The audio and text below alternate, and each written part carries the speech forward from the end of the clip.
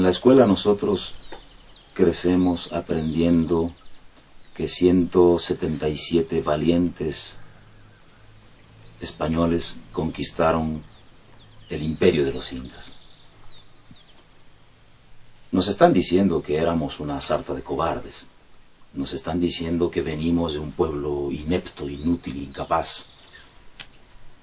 Nos están diciendo también que los mejores pueblos son aquellos que se desarrollan sobre la base de la guerra, que para poder ser poderoso hay que ser guerrero en el sentido de matar al otro, de aniquilar al otro. Pero lo difícil es ser valiente tratando de hacer vivir al resto. Y entonces es un desafío muy grande para nosotros desaprender la cantidad de tonterías con las que nos llenaron la cabeza y en la medida de lo posible reescribir nuestra propia historia. Porque aquí nunca hubo un imperio de los incas. Aquí habían federaciones de pueblos, federaciones de comunidades, comunidades de comunidades, que no tenían por qué obedecer al modelo de organización social europea. Estamos hablando de dos procesos históricos diferentes. Y si no entendemos eso, es muy difícil entender qué ocurrió el 16 de noviembre de 1532, cuando se encontraron los invasores aquí en Cajamarca, alrededor de las 3 de la tarde. Aquí no había 10.000 indios armados, 50.000 indios armados, esperando ferozmente a que llegaran los cristianos a darles muerte. Eso es una tontería que nos han metido los hispanistas más recalcitrantes. Cuando viene Atahualpa hacia Cajamarca desde los baños del Inca, venía de un ritual de curación, de limpieza, para conocer a esta gente. Y al parecer una de las primeras cosas que quería era saber por qué habían venido haciendo tanto daño por el camino. Por lo menos eso está en las crónicas. Quería explicaciones de por qué, si les recibían con tanta amabilidad, por qué estaban matando a su gente.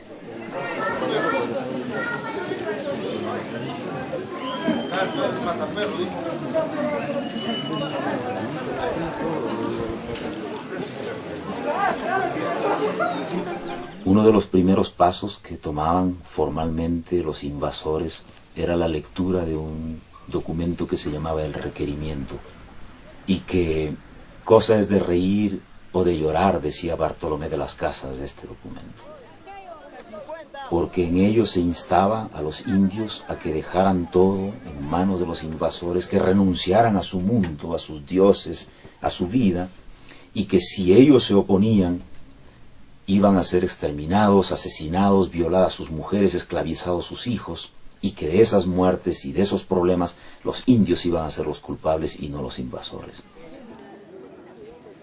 De manera que cuando le entregan, unos dicen la Biblia, otros dicen un breviario, se le entregan a Atahualpa como cualquier objeto. Atahualpa lo tomó, lo calculó, lo tocó, viniendo de quien venía, sin decir nada, como decían los otros elementos de la naturaleza. La historia cuenta que Atahualpa arrojó el libro. Financiados por la CIA se están internando del 14 al 16 de junio.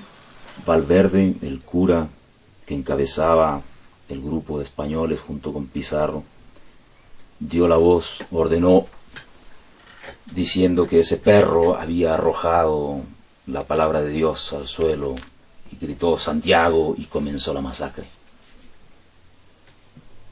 Las crónicas dicen que alrededor de 10.000 indios fueron asesinados, hombres, mujeres, niños. El libro estuvo en el incidente histórico más importante del proceso de la invasión de nuestros pueblos.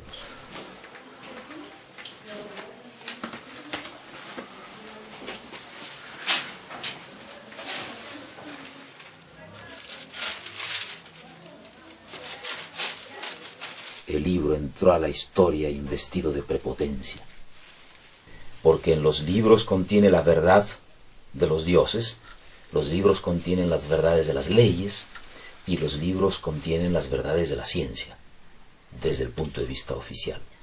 Nosotros solo teníamos la existencia y la palabra, de manera que criar el libro, incorporarlo como herramienta a nuestras formas de vida, era un desafío que implicaba romper la pared que nos separaba del libro.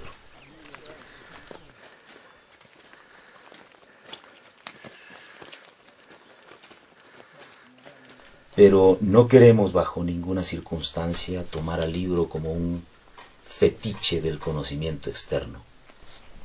Nos interesan los paisajes que habitan en el libro, nos interesan los mundos que son posibles en el libro, nos interesan las vidas que están anidando en un libro. Uno puede utilizar una herramienta para abrir surcos y sembrar las semillas, o puede utilizarlas para enterrar cadáveres. La herramienta no tiene la culpa de la forma como se la utilice.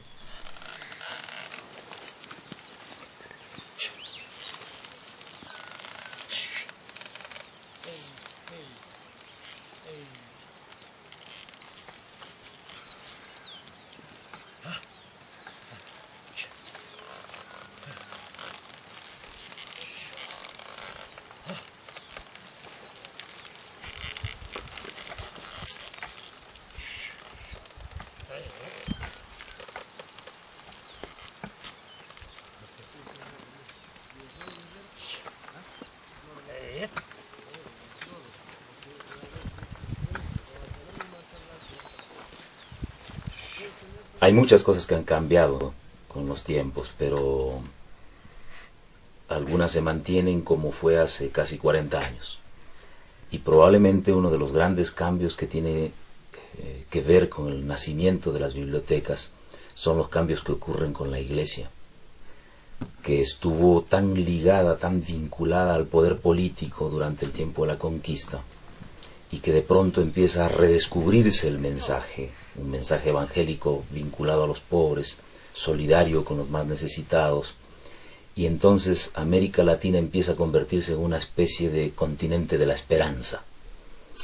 Entonces, en ese contexto es que una hornada de sacerdotes, de curas vinculados a la teología de la liberación, vienen para vivir en las comunidades, en los pueblos del Perú, y uno de ellos es Juan Metcalf, un sacerdote inglés que después se naturalizó peruano y que se interna a trabajar junto con otros sacerdotes más en la zona de Bambamarca.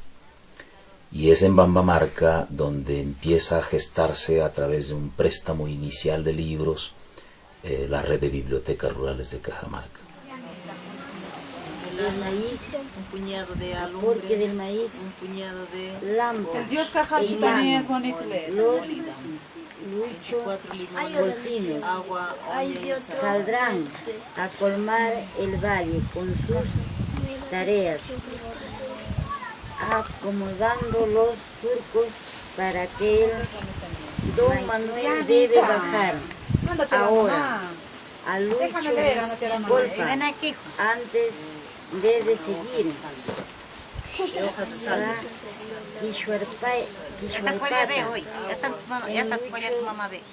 Golfa.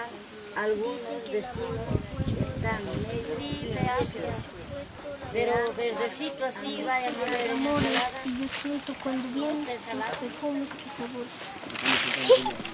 En muchas ocasiones he llegado a comunidades a visitar a nuestros compañeros y compañeras, y después de los saludos se acercan algunos mayorcitos, algunas mayorcitas que yo sabía que eran analfabetos, y se acercan a mí con un papel que me dicen: mira, aquí está mi nombre, yo lo he escrito, yo sé escribir ahora mi nombre, ahora voy a escribir una carta a mi hijo, estoy aprendiendo.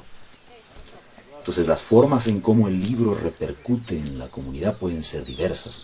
Gente que ha aprendido a coser, a tejer, a combinar colores, a incorporar imágenes, a mejorar la salud con las enfermedades que entran, a defender sus derechos con la constitución política en las manos, a poder sustentar temas sobre la base de lo que se lee.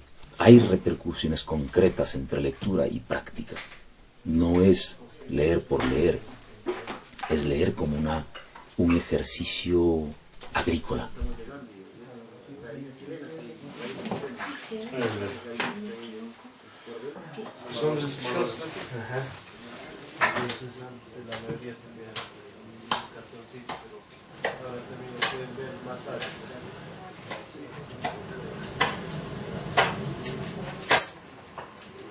Aunque nos llamamos bibliotecas rurales, uno va al campo y no encuentra una biblioteca, un estante con libros, un empleado adusto con lentes que anota qué libro te llevas. No es así como funciona.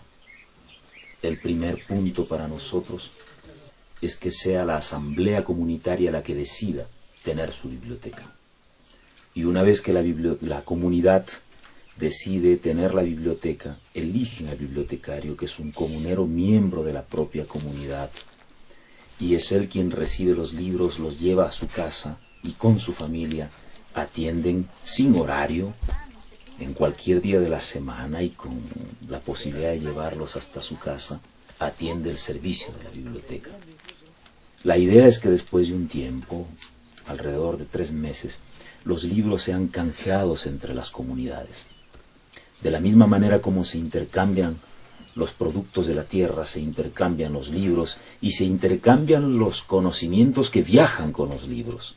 No me acuerdo ahora su nombre, porque el Isabel tiene casi 90 variedades. Ahora, el José Isabel, en su chacra tiene más de 90 variedades de papa.